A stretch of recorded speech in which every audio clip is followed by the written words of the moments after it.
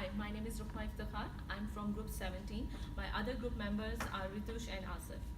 First of all, we would like to thank Mr. Stephen for giving us the opportunity to talk about the international factor movement. As we know that the movement of the goods and services is one form of the international integration. Another form of international integration is the movement of the factor of production. Movement of the factor of production take place in three ways: labor migration, transfer of capitals via international borrowing and lending, and the third one is international linkage involved in the formation of multinational corporation.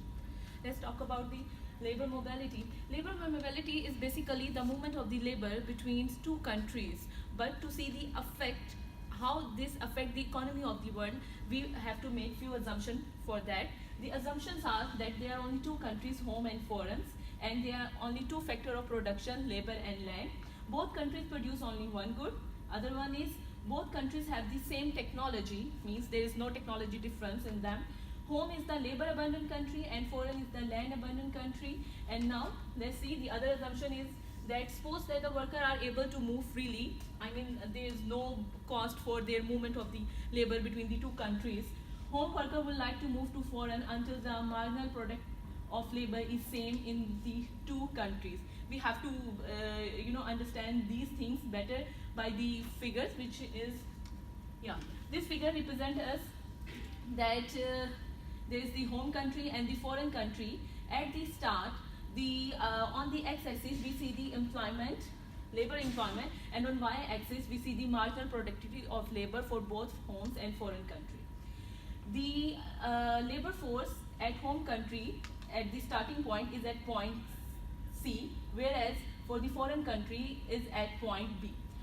As you can clearly see that B point is higher than C, so it will be the incentive for the home country to move toward the foreign country until the marginal productivity of both home and foreign country is meet at that point A.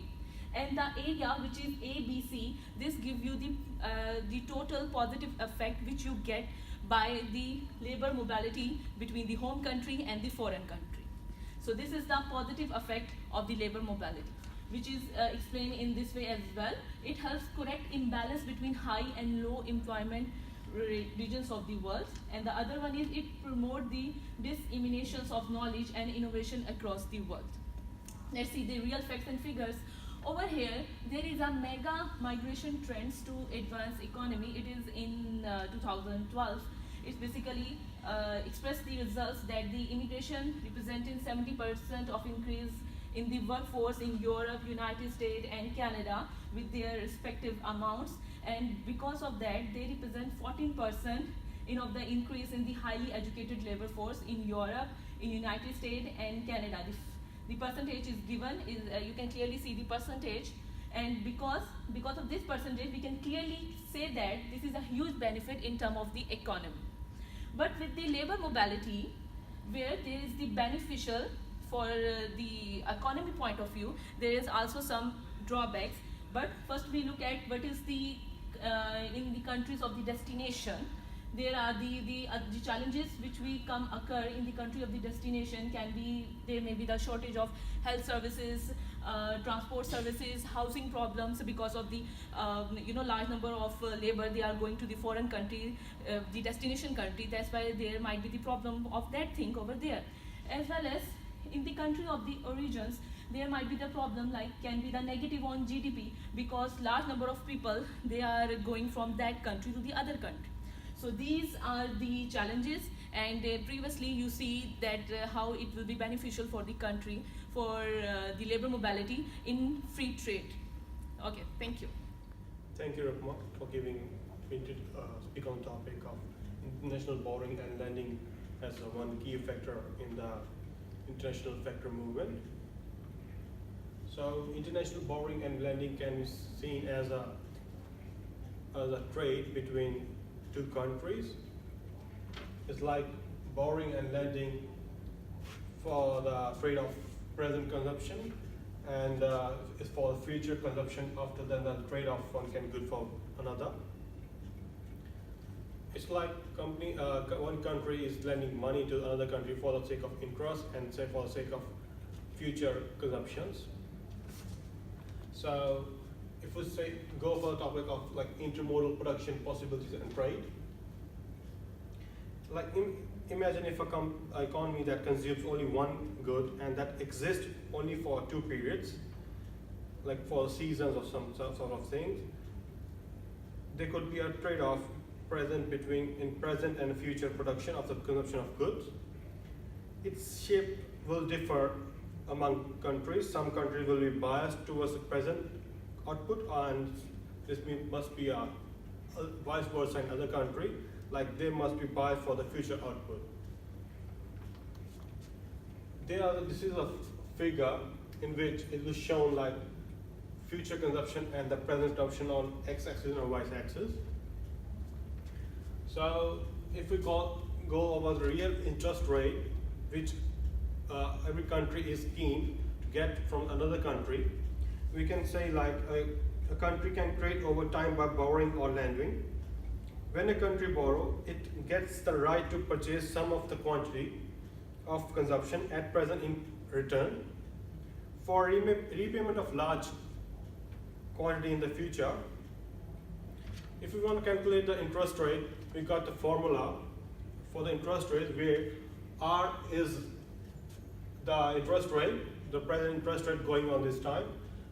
For finding the future money we can getting back, we can apply this formula like future consumption is like 1 and upon 1 plus R, where R is the interest rate. So what we can have keen interest in is the competitive advantage of the country. Like assuming that home country is biased towards the present consumption. A country that has a competitive advantage in future production of competitive consumption good is one that, in the absence of international borrowing and lending, would have a low relative price of future consumption. It might be higher real interest rate, and interest rate correspond to high return on investments. That's how the company gonna get a huge amount of money back in place of the giving her money for a few time, like few months or few years. That's what a company getting trade for. Thank you for that, and I would like to call Asif for continuing another part. Thank you. Thank you, Ritush, for giving me the chance to talk about direct foreign investment and multinational firms. Where international capital flows in which a firm in one country creates or expands a subsidiary into another country. It also involves not only a transfer of resources, but also the acquisition of control, where the subsidiary does not simply have a financial obligation to a parent company. It is part of the same organizational structure. So the examples of multinational firms could be vehicle for international borrowing and lending, and also like where they provide financing to the foreign subsidiaries. Okay, the question comes, why not foreign investments rather than some other way transferring the funds chosen? To allow the formation of multinational organization and also extend their control onto the subsidiary. The theory of multinational enterprises, the following two elements explain the existence of multinational corporation.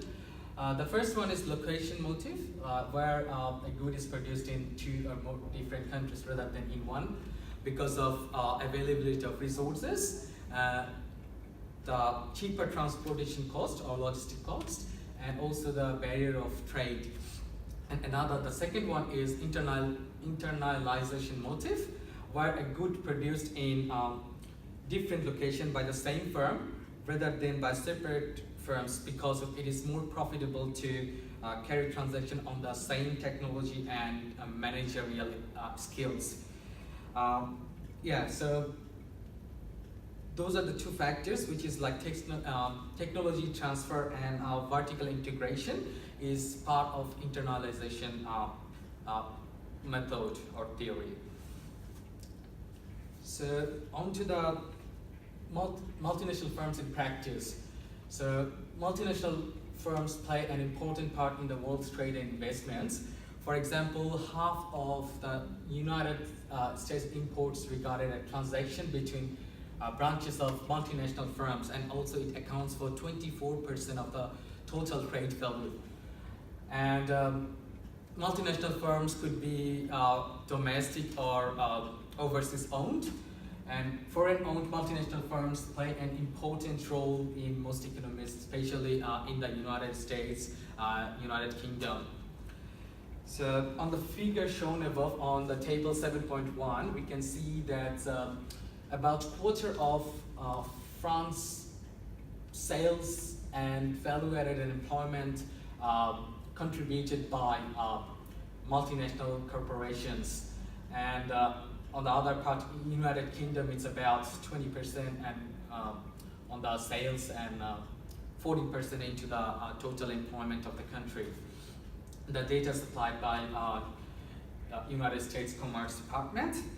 And that's on the figure 7.5, you can see that foreign direct investment in the United States. After the massive globalization in 2000, we can see that United States direct foreign investment has been surged to more than 3% into the GDP level. And yeah, thank you for everyone. And these are the figures actually supplied by United States Department of Commerce. And thank you everyone for staying with us.